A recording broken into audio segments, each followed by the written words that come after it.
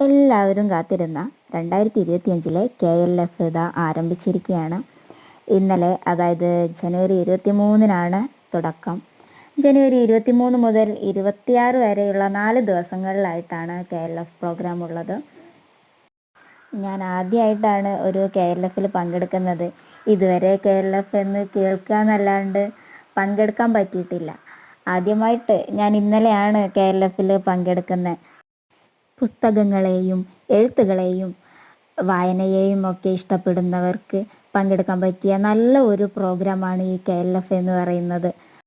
ഒരുപാട് സാഹിത്യകാരന്മാരുടെയും എഴുത്തുകാരുടെയും ഒക്കെ സെക്ഷൻസ് ആണ് KLF ഒരുക്കിയിട്ടുള്ളത്. 7 സ്റ്റേജുകളിലായാണ് സെക്ഷൻസ് നടക്കുന്നത്. കൂടാതെ കുട്ടികൾക്കായി ചിൽഡ്രൻസ് KLFും കൂടെ ഒരുക്കിയിട്ടുണ്ട്. Book stall, food market, flea market എന്നിങ്ങനെ പലതരത്തിലുള്ള അട്രാക്ഷൻസ് ആണ് അവിടെ പോയാൽ നമുക്ക് കാണാൻ പറ്റുക.